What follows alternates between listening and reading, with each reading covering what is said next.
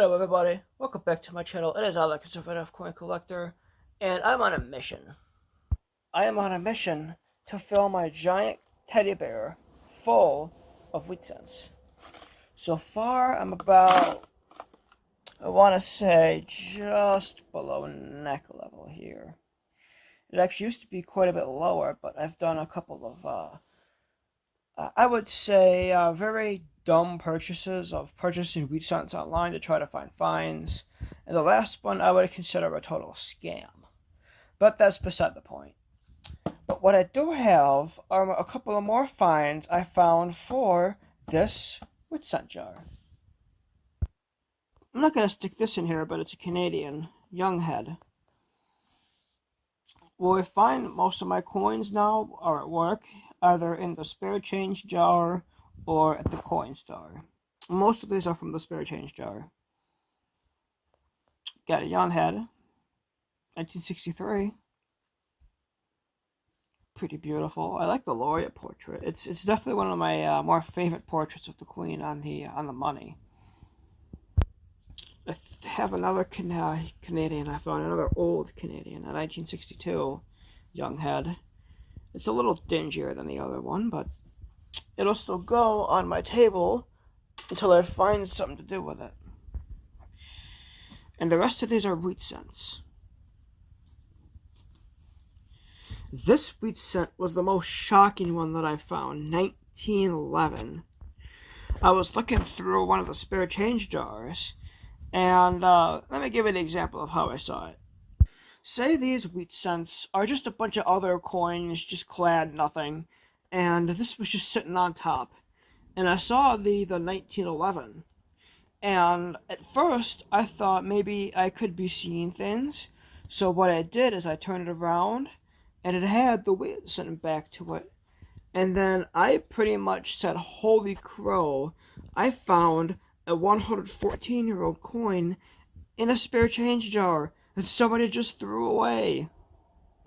Literally just threw it into a spare change jar. It should never be seen again, which that's why I like being a numismatist in a grocery store, because the spare change jar, again, is coins people just throw away they don't want. And it's for other people to have to spend on things, but I love looking through it because I will find something like this 1911. And these are all from the spare change jar. This is a 1952D, a 1958D, 1947, a 1947, and a 1944. All very common, all still good finds, but nothing will compare to that 1911. To give an idea how old that is, I live next to what used to be a Catholic church.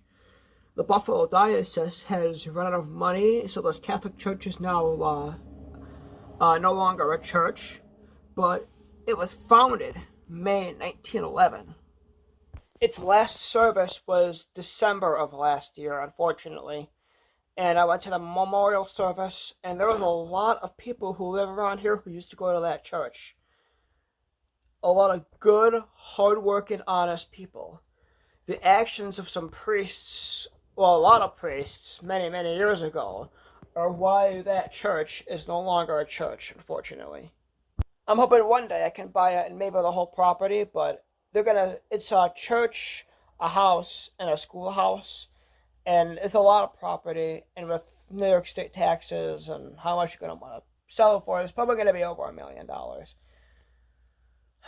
Maybe one day. Back to my cents, though. I don't want to ramble too long on the personal stuff. I just want to get a good look at this. And want to know what the funny part is? This 1911 is nowhere near the oldest coin I've ever found ever. This is an 1860 Indian head cent. This is one that I found. I don't remember how I got it. I think maybe it was given to me by a fellow numismatist, but that could have been in 1880 something. No, that was in 1880 something. The wheat that I'm thinking of was the 1880s. This is one that I found in the coin store. I found this 1860 Indian head cent in the coin store. Again, somebody threw this coin away. Somebody threw away an 1860 Indian head cent. So this 1911 is old and historical, yes, but compared to 1860, that's pre-Civil War. I want to give you an example on just how old that 1860 Indian head cent is that I found at the coin store. This is 270towin.com. This is the 1860 election. And look at how many states were not even in the Union yet. All those gray states are ones that were not founded yet. So that cent is older than a lot of western states and West Virginia. And in 1860, Abraham Lincoln won. He won with 180 electoral votes. Of course, nowadays you need 270 to win, but of course, back in 1860, before there were like 20-some states, there was no such thing as 270.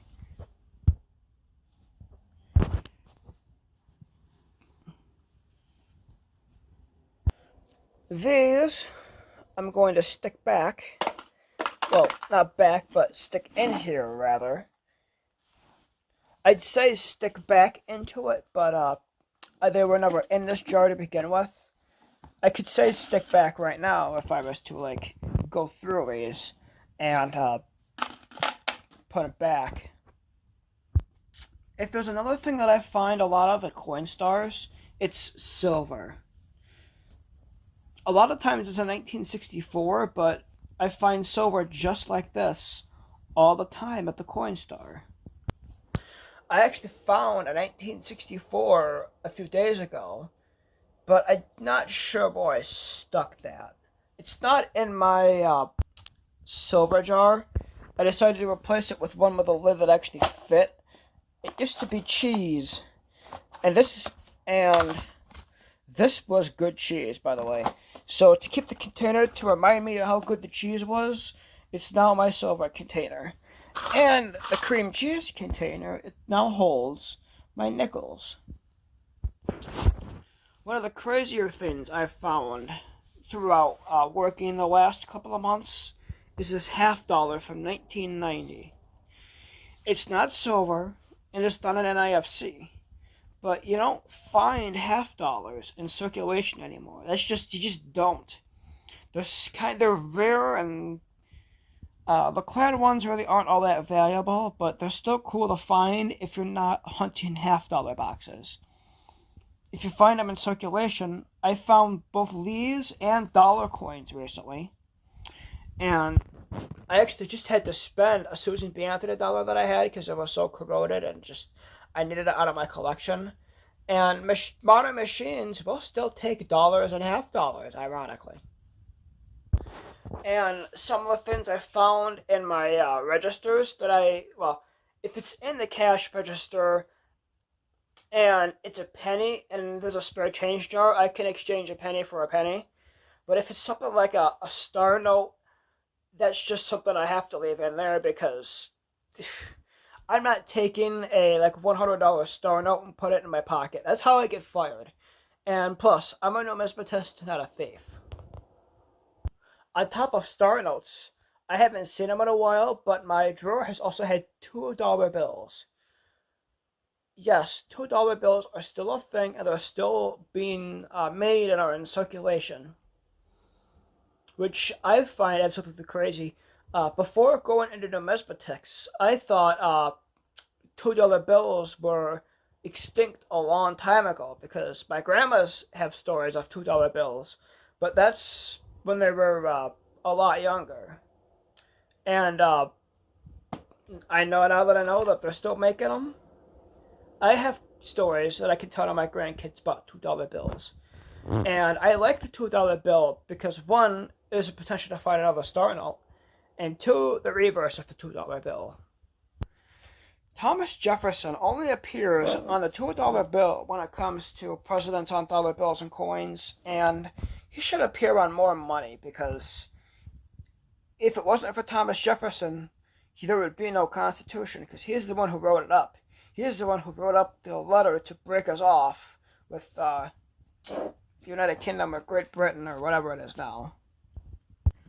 We should call it Pakistan 2.0 because of everything that's going on over there right now, but I'm apolitical on this channel, so I'm not gonna cover any more of that. I like the reverse of it because it's all 56 signers signing that sacred piece of paper Nicolas Cage stole. I don't know how that man stole it, but that was pretty amazing. Those are some crazy items I have found over the years while working at a grocery store as a cashier, and even when I'm back like cleaning meat department or something, I'll occasionally come up front to the coin store and see if anybody left anything behind. Where I work, that coin store is actually surprisingly popular. And there could be days where nobody uses it, but at the same time, there could be days where 3, 4, 5 people cash in their coins there at the same time. So it all depends on the day. And those are some crazy things and some new things that I've found so far. But if I find anything new, anything crazy, you'll be the first people I tell, other than probably some immediate family who know I love collecting coins. I'm the Conservative Coin Collector. Make sure to like, comment, subscribe, and share, hit the bell icon. Until next time, I'm signing off. So long, everybody.